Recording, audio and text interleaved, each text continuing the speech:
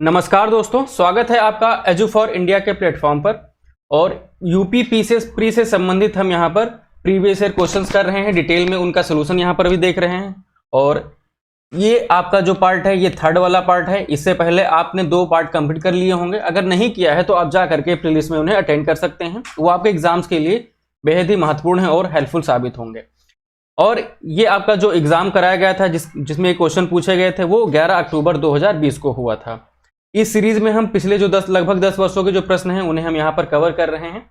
तो चलिए देखते हैं। सबसे पहला जो प्रश्न पूछा गया था आपसे, तो पूछा गया था कि निम्नलिखित जनजातियों में से कौन भारत के अंडमान निकोबार द्वीप समूह की मूल निवासी नहीं है। तो यहाँ पर मेनली जो है ट्राइब की बात की जा रही है, वो भी कौन सी, जो अंडमान एंड निकोबार जो आइसलैंड है वहां पर नहीं पाई जाती हैं।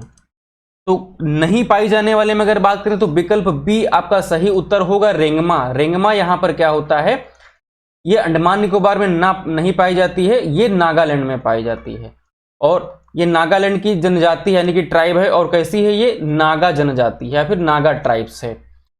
अगर इसके बात करें कहां पर, मेनली तो ये नागालैंड में है, लेकिन और कहां पर पाई जाएगी तो वो असम राज्य हो जाएगा, जहां पर दूसरा इसका स्थान हो जाएगा जहां ये पाई जाएगी। अब हालचू हो गया, ओंगे हो गया, या फिर कहीं कहीं ओंजे भी लिखा होता और शोम्पेन्स हो गया, तो ये जनजातियां जो हैं वो अंडमान निकोबार द्वीप समूह में पाई जाएंगी। दूसरा पॉइंट यहाँ पर एक और बनता है कि भारत की जो टोटल जो ट्राइब्स है वो क्या करती हैं, वो कुल जनसंख्या का 8.6% लगभग है जो इंडिया की टोटल पॉपुलेशन का। और अंडमान निकोबार द्वीप समूह में और कौन कौन सी जनजातियां पाई जाती हैं, तो ये जो यहाँ पर अंडमान में सबसे पहले देखेंगे तो यहाँ पर 4 नेग्रेटो जनजातियों का घर है। नेग्रेटो जनजातियां वो कौन कौन सी हैं, पहली तो हो जाएगी ग्रेट अंडमानी, दूसरी है यहाँ पर ओंगे, तीसरी है जारवा और चौथी है यहाँ पर सेंटेनिल। तो ये वाला आपका हो जाता है अंडमान वाला पूरा आइसलैंड। अब यहाँ पर जो निकोबार द्वीप समूह है इसमें 2 मंगोलाइट जनजातियां पाई जाती हैं, यानी कि मंगोलाइट ट्राइब्स पाई जाती हैं इस वाले हिस्से में। वो कौन सी हैं, पहली तो है सोम्पेन और दूसरी है यहाँ पर निकोबारिस। तो ये 2 यहाँ पर पाई जाती हैं। अभी हाल ही में यानी कि 2023 में जो आपका पराक्रम दिवस मनाया गया, तो ये मनाया जाता है 23 जनवरी को। और इस दिन क्या होता है कि सुभाष चंद्र बोस जी की जयंती यहाँ पर मनाई जाती है। इस दिन क्या किया गया कि 21 परमवीर चक्र जो पुरस्कार विजेता हैं उनके नाम पर अंडमान और निकोबार द्वीप समूह के जो 21 द्वीप थे या फिर आइसलैंड थे उनके नाम पर रखे गए। और ये ऐसे आइसलैंड थे जिनका कोई नाम नहीं था, इसलिए यहाँ पर क्या कहेंगे, अनाम द्वीप कहेंगे। अगला प्रश्न जो दिया गया है कि निम्नलिखित में से कौन एक नदी हिमालय पार या फिर ट्रांस हिमालय नदी है। तो सबसे पहले यहाँ पर जो पॉइंट आता है आपका कि हिमालय पार या फिर ट्रांस हिमालय, ये क्या होता है। तो ट्रांस हिमालय में अगर देखें तो ये हो जाता है कि ये जो हिमालय रेंज है या ये वाला पार्ट जो है, तो इसके उस पार जितना भी भाग होता है, जो भी उसमें रेंज आएंगी, श्रेणी आएंगी, वो आपके पार हिमालय या फिर ट्रांस हिमालय कही जाएंगी। तो इसलिए इन्हें कभी कभी पार हिमालय, ट्रांस हिमालय, अब मेनली ये क्या होती हैं, तिब्बत में पाई जाती हैं। तो कभी कभी इन्हें तिब्बत रेंज या फिर तिब्बत हिमालय भी कहा जाता है।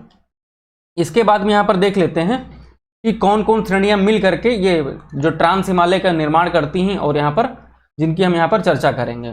तो पहला तो हो जाता है काराकोरम, दूसरा हो जाता है लद्दाख श्रेणी और तीसरा हो जाता है जास्कर श्रेणी। तो ये 3 क्या होती हैं, परा हिमालय या फिर ट्रांस हिमालय के पार्ट में आती हैं।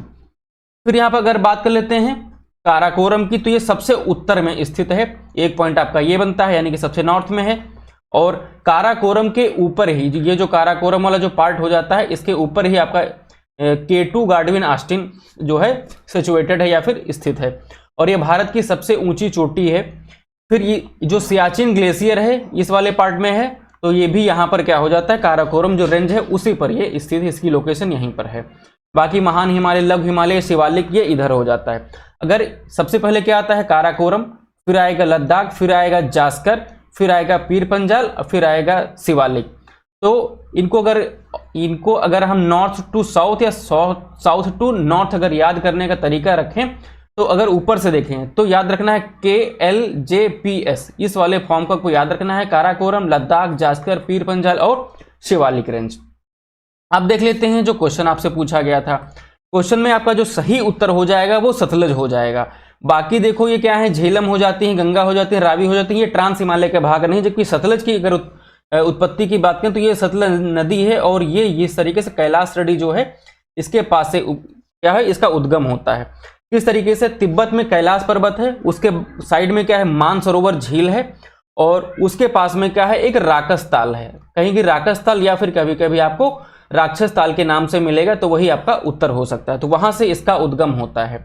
तो ये क्या हो जाती है, ट्रांस हिमालय नदियां हो जाती है, नदी हो जाती है। बाकी जो नदियां हैं वो इसका पार्ट नहीं है। अगला क्वेश्चन जो आपसे पूछा गया था कि निम्नलिखित में से कौन सा सही सुमेलित नहीं है। जो सही सुमेलित नहीं है वही आपका यहां पर उत्तर हो जाएगा। तो सबसे पहले वाली जो दिया गया है वो जनजातियां यानी कि ट्राइब्स दी गई हैं, और उसके बाद में उनकी लोकेशन दी गई, वो कहां पर रहती हैं या फिर कहां पर उनकी अवस्थिति है। तो जो यहां पर दिया गया है आपका सी वाला, सी में जो लिखा हुआ कि खस जनजाति अरुणाचल प्रदेश, ये आपका गलत है, क्योंकि खस जनजाति जो है वो उत्तराखंड में और हिमाचल प्रदेश में और इस तरीके से जम्मू और कश्मीर में पाई जाती हैं। टोडा बाकी हंगामी जनजाति है जो नागालैंड में, और बिरहोर ये क्या है, ये झारखंड में पाई जाती है। टोडा जनजाति जो है वो तमिलनाडु में पाई जाती है। तमिलनाडु में आपने सुना होगा कि जो नीलगिरी जो पहाड़ियां हैं उन पर ये पाई जाती हैं। इनका कोविड में काफी ज्यादा न्यूज में रही थी। वो किस लिए रही थी कि इन्होंने क्या किया था, ये टोडा कढ़ाई का काम करती हैं, जनजाति करती है, और टोडा कढ़ाई में काम करने वाली कौन से, वुमेन्स होती हैं मेनली। और इनके जो द्वारा जो कढ़ाई का काम किया जाता है उसे हम कहते हैं पोहोर, और इसे जीआई टैग भी प्रदान किया गया है। और इसी कढ़ाई के द्वारा ये क्या करते थे, कोविड के समय पर ये अपना मास्क वगैरह बनाते थे, इसलिए चर्चा में भी रहते। कभी कभी क्वेश्चन इससे बन सकता है। तो इसमें आपका जो सही उत्तर हो जाएगा वो सी हो जाएगा, खस जो है अरुणाचल प्रदेश, ये सही सुमेलित नहीं है। अगला क्वेश्चन जो आपसे पूछा गया था कि सूची 1 को सूची 2 से सुमेलित कीजिए, और उसमें जो आपका सही उत्तर होगा वो हमें बताना है। तो जो लिस्ट फर्स्ट है उसमें आपका झील यानी कि लेक के बारे में बताया गया है, और सेकंड में यहाँ पर अवस्थिति यानी कि उनकी लोकेशन कहाँ है वो बताना है आपको। तो यहाँ पर दिया गया है सबसे पहले साला झील। तो साला झील आपका अरुणाचल प्रदेश में है। और अगला जो दिया गया है कि बड़खल झील, तो ये आपका हरियाणा में है। हरियाणा में ये कहाँ पर हो जाता है, ये फरीदाबाद में हो जाएगा। अगला जो दिया गया है कि लोकटक झील, ये मणिपुर में है, और इसके बारे में हम डिटेल में पिछली क्लास में बता भी चुके हैं। और कालीवेली झील जो है वो तमिलनाडु में स्थित है। तो इसलिए आपका जो सही उत्तर हो जाएगा विकल्प ए 1 2 3 4, यानी कि ये पहले से ही अरेंज थी, सही ऑर्डर में थी। अगला क्वेश्चन आपसे जो दिया गया उसमें क्या है, कथन दिया गया है ए और कारण दिया गया है आर। इसमें क्या क्वेश्चन कहा जा रहा है कि अहमदाबाद भारत में सूती वस्त्र उद्योग का सबसे बड़ा केंद्र है। तो ये क्या हो जाता है आपका, ये गलत हो जाएगा। फिर यहां पर दिया गया है कि अहमदाबाद भारत के प्रमुख कपास उत्पादन क्षेत्र में स्थित है, इसलिए इसे कच्चा माल की कोई समस्या नहीं होती है। तो ये वाला जो आर वाला पार्ट होता है वो सही हो जाता है। तो आपका जो सही उत्तर हो जाएगा वो विकल्प डी हो जाएगा, क्योंकि ए गलत है लेकिन आर यहां पर, किंतु आर सही है। तो विकल्प डी यहां पर आपका सही उत्तर हो जाएगा। ये किस तरीके से होगा, क्योंकि भारत में सूती वस्त्र उद्योग का सबसे बड़ा केंद्र अगर जो यहां पर जो दिया गया है पहला ये वाला कि अहमदाबाद है, तो अहमदाबाद ना होकर के ये जो महाराष्ट्र में मुंबई है वो हो जाता है। फिर यहां पर देख लेते हैं कि भारत में पहली सूती जो कपड़ा मिल थी उसकी स्थापना 1854 में होती है, वो भी बंबई में स्थापित की जाती है। और बंबई के जो बंबई में क्या है वो पश्चिमी भारत में पड़ता है, वहां पर काली मिट्टी अच्छी मात्रा में पाई जाती है, और काली मिट्टी में ही कपास का जो उत्पादन होता है अच्छा होता है। तो वहां पर भी जो सूती कपड़ा मिल है उन्हें कच्चा माल उस समय पर अच्छी मात्रा में और आराम से मिल जाता था, इसलिए सबसे पहले वहीं पर स्थापित की गई थी। और अभी के क्वेश्चन में आपका क्या है, डी वाला उत्तर सही होगा यहाँ पर, विकल्प डी। अगला क्वेश्चन देखते हैं जो आपसे पूछा गया था कि निम्नलिखित में से कौन सी भारत की नवीनतम श्रेणी है। तो नवीनतम श्रेणी वही होंगी जो हिमालय वाले पार्ट में होंगी। तो यानी कि आपका जो विकल्प ए आपका होगा वो सही उत्तर होगा। हिमालय वाला जो रेंज है वो कहीं इस तरीके से यहाँ पर होगा, तो ये नवीन है, ठीक है। नई क्या है, ये फोल्डेड माउंटेन है, जिन्हें हम क्या कहते हैं, नवीन वलित पर्वत श्रेणी कहते हैं। और इनके अगर निर्माण की बात करें कैसे बनी, तो विवर्तन जो प्लेटें हैं उनके टकराने से क्या हो, इनका निर्माण हुआ नई वाली का, ये वाला। तो इसलिए यहाँ पर इन्हें हिमाद्री श्रेणी या फिर हिमालय श्रेणी कहा जाएगा। अगर अरावली की बात करें तो इनका ये क्या है, सबसे पुरानी है, और पश्चिमी घाट का ये वाला लोकेशन हो जाता है, ये अरावली हो जाती है। और इस तरीके से ये क्या हो जाएंगे, विंध्याचल बीच वाली हो जाएंगे। नीलगिरी और ये पूर्वी घाट अलग अलग हैं। फिर यहाँ पर जो दिया गया है कि हिमाद्री श्रेणी क्या है, ये इसे कभी कभी महान हिमालय भी कहा जाता है, जो ये वाले पार्ट है इसमें यहाँ पर रहती हैं। और इस श्रेणी का निर्माण कब हुआ था, तो ये टर्सरी एज में हुआ था या फिर टर्सरी युग में हुआ था। और ये क्या है, एक न्यू फोल्डेड माउंटेन है या फिर नवीन पर्वत, नवीन मोड़दार वलित पर्वत है। अगला क्वेश्चन देखते हैं कि निम्नलिखित में से कौन सा सही सुमेलित नहीं है, यही हमारा उत्तर होगा। सबसे पहले यहाँ पर दिया गया है कि जो मिनरल्स है, खनिज हैं, उनका नाम दिया गया है और यहाँ पर उत्खनन शहर का नाम दिया गया है, यानी कि उनका जो माइनिंग सिटी है कहाँ कहाँ से होती हैं उनका नाम दिया गया है। तो इन्हें हमें क्या करना है, मैच करना है। तो अगर यहाँ पर तांबा जो दिया गया है और ये दिया गया है चित्रदुर्ग, तो चित्रदुर्ग में सबसे ज़्यादा जो होता है वो लौह अयस्क का उत्पादन होता है, मन माइनिंग की जाती है लौह अयस्क का, यानी कि आयरन ओर का, और दूसरा आपका हो जाता है मैग्नीज का। अगला जो यहाँ पर दिया गया है लौह अयस्क और वेल्लारी, तो वेल्लारी में लौह अयस्क होता है तो ये सही हो जाता है। और फिर यहाँ पे भीलवाड़ा जो दिया गया है, यानी कि ये पड़ता है आपका राजस्थान में, यहाँ से क्या होता है, जो कॉपर होता है उसके जो ओर है उसकी माइनिंग की जाती है। फिर ये कटनी दिया गया है, यहाँ से बॉक्साइट का उत्पादन होता है, तो ये 4 वाला सही हो जाता है और 2 वाला सही हो जाता है। 1 और 3 आपके गलत हो जाते हैं, इसलिए यहाँ पर विकल्प सी सही उत्तर हो जाएगा।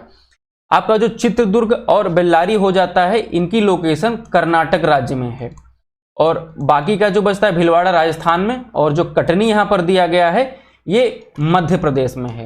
ये क्या करता है, मुख्यतः बॉक्साइट का जो ओर है उसकी यहाँ पर माइनिंग की जाती है। बॉक्साइट और किसका है, ये एल्युमिनियम का अयस्क है। फिर यहाँ पर जो दिया गया है कि एल्युमिनियम का जो अयस्क बॉक्साइट है, इसका सबसे ज्यादा उत्पादन कह सकते हैं माइनिंग कहाँ पर होती है इंडिया में, तो वो जो उड़ीसा स्टेट है वहां पर होती है। अगला जो क्वेश्चन पूछा गया था कि कश्मीर जो घाटी है या फिर कश्मीर वैली है वो स्थित है कहां पर, तो ये 4 जो ऑप्शन दिए गए, तो इसमें जो आपका सही उत्तर हो जाता है वो विकल्प बी हो जाता है, यानी कि जो पीर पंजाल और जो हिमाद्री पर्वत श्रेणियों के मध्य है इनकी लोकेशन, इसकी लोकेशन है कौन, जो कश्मीर वैली है। तो इसमें विकल्प बी आपका सही उत्तर हो जाता है।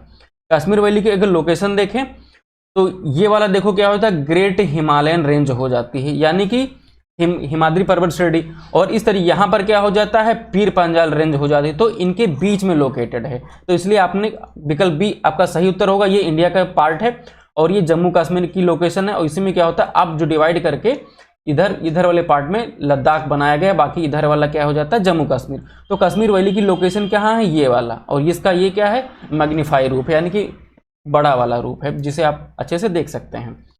अगला क्वेश्चन देखते हैं। इस क्वेश्चन में पूछा गया था कि यमुना नदी की निम्नलिखित सहायक नदियों पर विचार कीजिए और उन्हें पश्चिम से पूर्व की ओर क्रम से व्यवस्थित कीजिए। तो पश्चिम यानी कि वेस्ट टू ईस्ट हमें क्या करना है, इनकी लोकेशन बतानी, जो यमुना जो है उसके जो ट्रिब्यूटरीज हैं। तो सबसे पहले आपका हो जाता है फर्स्ट नंबर पे जो आपका आएगा तो वो चंबल आ जाएगा, ये फर्स्ट नंबर पे हो जाएगा।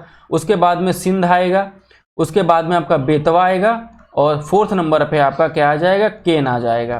तो इस तरीके से जो आपका सही उत्तर होगा वो जो आपका कोड वो विकल्प ए आपका सही उत्तर हो जाएगा। अब इसको थोड़ा डिटेल में देख लेते हैं, जो भी इन्फॉर्मेशन आपके एग्जाम में बनती है उन सबको यहाँ पर कवर करते हैं। कि उत्तराखंड के गढ़वाल रेंज में बंदरपुर चोटी से लगभग 6000 मीटर की ऊंचाई पर यमुनोत्री जो ग्लेशियर है वहां से इसका ओरिजिन होता है किसका, यमुना नदी का। इसे ध्यान रखना है, आपका यमुना नदी से जो उद्गम होता है। फिर गंगा नदी की जो सबसे बड़ी और सबसे महत्वपूर्ण ये सहायक नदी है यमुना, और जो त्रिवेणी संगम है इलाहाबाद में, जिसे हम अब प्रयागराज के नाम से जानते हैं, वहां पर ये जाकर के गंगा में मिलती है। तो ये इलाहाबाद में देखो ये यहाँ से मिल रही है, ये गंगा से यमुना और गंगा आपस में मिल जाती हैं। और टोंस नदी क्या है, जो ये वाला इसका पार्ट हो जाता है, तो ये यमुना की सबसे बड़ी सहायक नदी है।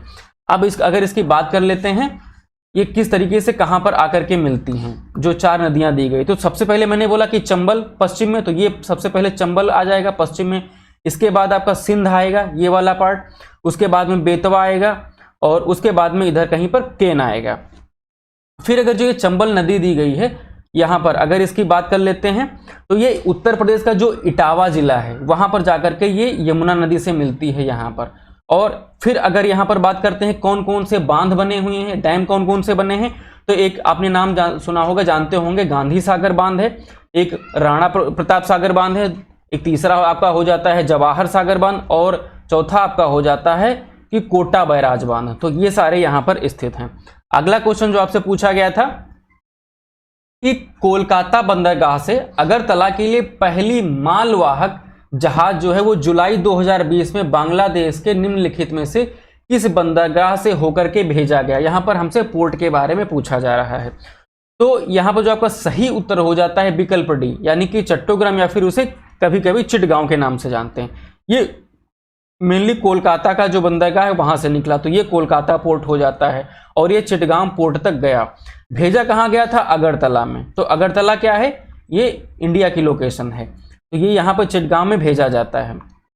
इंडिया में आपका ये जो त्रिपुरा है उसकी क्या, ये कैपिटल हो जाती है, उसकी राजधानी हो जाती है, और चिटगांव से लेकर के ये अगरतला तक का पार्ट हो जाता है। बाकी ये यहाँ पर आसानी से इसको हम सामान को पहुँचा सकते थे, तो ये इसलिए काफ़ी ज़्यादा महत्वपूर्ण था उस समय के लिए, और आगे के लिए भी इसे आपको ध्यान रखना है। निम्नलिखित में से कौन सा सही सुमेलित नहीं है? जो सही सुमेलित नहीं है वही हमारा यहाँ पर सही उत्तर होगा। सबसे पहले एक साइड में दिए गए हैं जो कंट्रीज हैं, देश हैं, और फिर यहाँ पर दिया गया लौह खनिज उत्पादक क्षेत्र, यानी कि जो आयरन माइनिंग के जो प्रोडक्शन होता है उनका जो एरिया है, रीजन है, उन्हें हमें क्या करना है? मैच करना है। तो सही सुमेलित ना होने वाला पार्ट कौन सा? तो कजाकिस्तान, कारागांडा, ये आपका सही हो जाता है। फिर यहाँ पे यूक्रेन, क्रिवोईराग, ये भी आपका सही है। फिर यहाँ पर जो आपका दिया गया है फ्रांस, फ्रांस में दिया गया है पायरेनीज, तो ये भी आपका सही है। जो यहाँ पर दिया गया है जर्मनी, जर्मनी में जो नॉर्मंडी दिया गया है ये आपका गलत हो जाता है। अगर नॉर्मंडी की बात करें ये किस देश में पड़ेगा या फिर किस कंट्री में पड़ेगा, तो ये जर्मनी ना होकर के ये यहाँ पर आपका हो जाएगा फ्रांस। तो विकल्प सी यहाँ पर आपका सही उत्तर होगा। अगला क्वेश्चन दिया गया है कि विश्व के निम्नलिखित प्रदेशों में से किसमें खट्टे रसीले फलों का उत्पादन बहुत विकसित है, यानी कि अच्छी मात्रा में होता है। तो मानसूनी प्रदेश या उष्णकटिबंधीय उच्च प्रदेश, भूमध्य सागरीय प्रदेश, या फिर भूमध्य रेखीय प्रदेश। तो इसमें जो आपका सही उत्तर होगा वो हो जाता है विकल्प सी, यानी कि जो मेडिटेरियन सी है उसके आसपास का जो रीजन पड़ता है वहां पर जो होते हैं खट्टे और रसीले फलों का उत्पादन अच्छा होता है। फिर यहाँ पर जो दिया गया इसकी लोकेशन, तो ये वाला इसका मेडिटेरियन सी यानी कि भूमध्य सागर की लोकेशन हो जाती है। तो इसके आसपास की जो जलवायु, उसका नाम कैसे दिया गया? तो जो भूमध्य सागर है इसके आसपास जो भी जो क्लाइमेट कंडीशंस होती हैं इनको क्या कहते हैं? सम्मिलित रूप से मुख्यतया हम भूमध्य सागरीय जलवायु के नाम से जानते हैं। और इस प्रकार की जलवायु में क्या होता है? ग्रीष्म ऋतु हमेशा शुष्क रहती है, यानी कि सूखी रहेगी, गर्मियों में बिल्कुल सूखा रहेगा, और जो टेम्परेचर रहेगा वो अधिक रहेगा, और इससे आसमान क्या होगा? साफ होगा। और ये आप जानते होंगे जब टेम्परेचर अधिक होता है तो नीचे की जो वायु होती है वो क्या होती है? ऊपर उड़ती है, जिससे कि यहाँ पर क्या हो जाएगा? जो आसमान हमेशा साफ रहेगा। भूमध्य सागरीय जलवायु वाले देशों में रसीले फलों का जो उत्पादन अधिक होता है, या फिर कह सकते हैं खेती अच्छी होती है। जैसे यहाँ पर जैतून हो जाएगा, अंगूर, सेब, अंजीर, मौसमी, संतरा, नींबू, इस तरीके से यहाँ पर आपसे अगर पूछा जाए तो ये भूमध्य सागरीय जो लोकेशन होती है या फिर जलवायु है वहाँ पर इनका उत्पादन अच्छा होता है। अगला प्रश्न जो आपसे पूछा गया था वो ये है कि लिस्ट वाला, कि लिस्ट फर्स्ट को लिस्ट सेकेंड से हमें मैच करना है, और वही जो कोड होगा हमारा सही उत्तर होगा। तो सबसे पहले यहां पर दिया गया फर्स्ट वाले में कि जो उष्ण कटिबंधीय चक्रवात हैं जिन्हें हम ट्रॉपिकल जो हैं साइक्लोन कहते हैं, और यहां पर जो हमें क्या दिया गया है? कंट्री दी गई है। तो जो ट्रॉपिकल साइक्लोन है इनका जो स्थानीय नाम या फिर लोकल नेम क्या होता है उसे हमें आइडेंटिफाई करना है। तो यहां पर जो बेंगुआ दिया गया है वो क्या हो जाता है? बेंगुआ किस नाम से जाना जाता है? तो ये फिलीपींस में जाना जाता है। अगर हरिकेन की बात करें तो ये संयुक्त राज्य अमेरिका में इसे हरिकेन के नाम से जाना जाता है। टाइफून, इसको चीन में जो टाइफून के नाम से जानते हैं। और विली विलीज क्या होता है? इसे ऑस्ट्रेलिया में जाना जाता है। ये देखिए यहाँ ऑस्ट्रेलिया में विली विली से जो जनवरी से लेकर के मार्च में आती हैं। फिर यहाँ पर जो यूएसए में हरिकेन है ये अगस्त से अक्टूबर के बीच में आता है। फिर यहाँ पर जो आपका बेंगुआ हो जाता है फिलीपींस। फिर जो आपका जो टाइफून दिया गया है ये आपका मई से लेकर के दिसंबर के बीच में जो आता है, ये चीन में आपका टाइफून के नाम से जानते हैं, और ऑस्ट्रेलिया में विली विलीज के नाम से।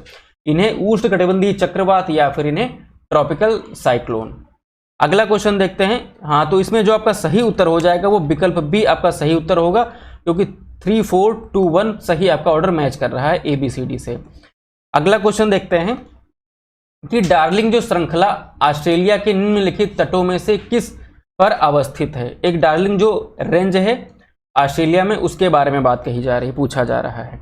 तो इसमें जो आपका सही उत्तर हो जाएगा विकल्प डी होगा, क्योंकि ये मेनली है तो पश्चिम में यानी कि वेस्ट में, लेकिन थोड़ा सा ये क्या होता है कॉर्नर पे पड़ता है, तो इस वाले पार्ट को हम क्या कहेंगे, दक्षिण पश्चिम तट कहेंगे, जैसा कि हम आपको मैप में बता रहे हैं। जो डार्लिंग ये वाला रेंज है, ये वाला, तो ये कहाँ पर पड़ जाता है, ऑस्ट्रेलिया के ये दक्षिण और पश्चिम में यानी कि साउथ वेस्ट में होगा। तो इसलिए विकल्प डी यहाँ पर आपका सही उत्तर बनता था।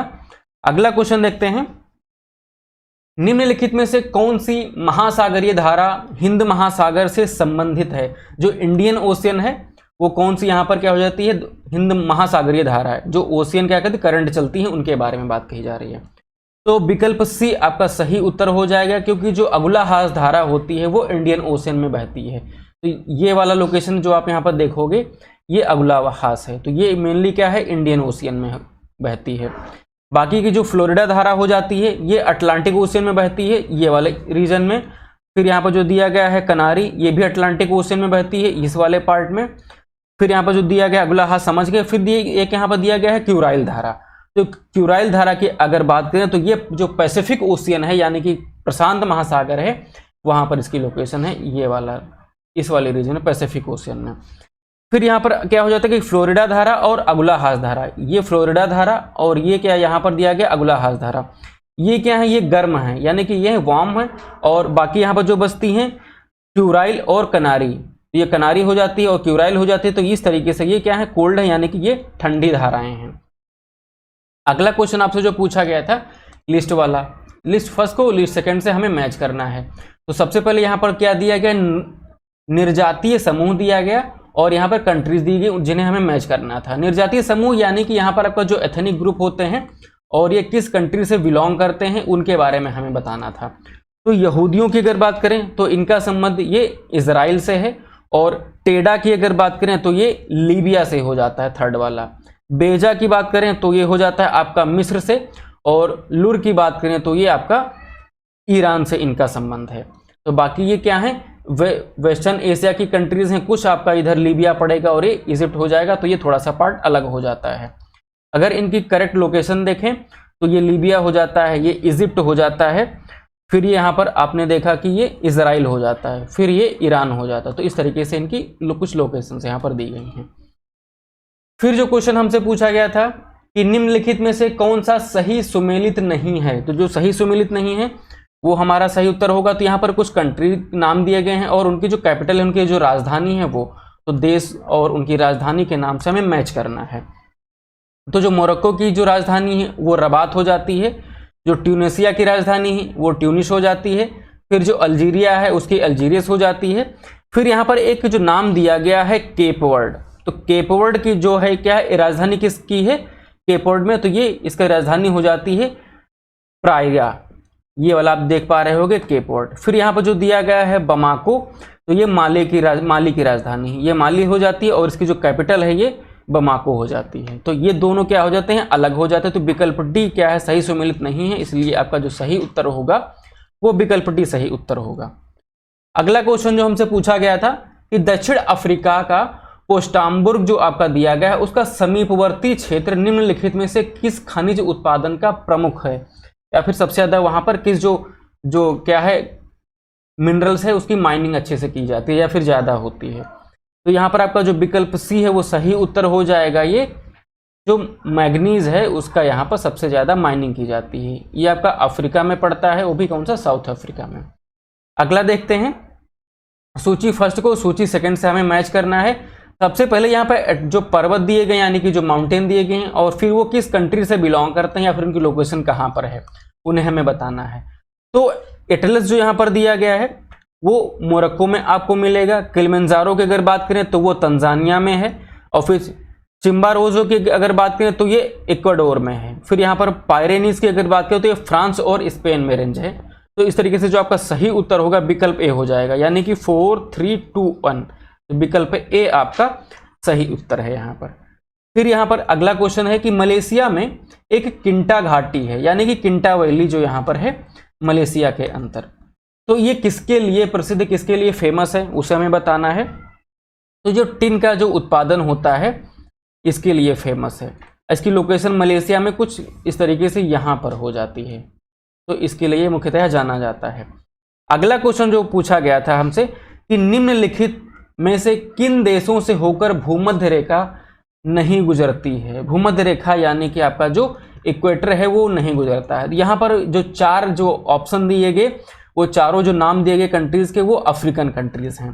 तो गैबोन का नाम सोमालिया, भूमध्य रेखीय गिनी जिसे हम इक्वेटोरियल गिनी भी कहते हैं, और रवांडा का नाम दिया गया है। तो ना गुजरने वाली कंडीशन यानी कि विकल्प डी आपका सही उत्तर होगा, क्योंकि जो यहाँ पर जो दिया गया है आपका 3 और 4 जो रवांडा है और यहाँ पर क्या दिया गया इक्वेटोरियल गिनी, ये दो नहीं गुजरते हैं। बाकी के यहाँ पर जो दिए गए हैं गैबोन और सोमालिया, ये इनसे इक्वेटर पास होता है।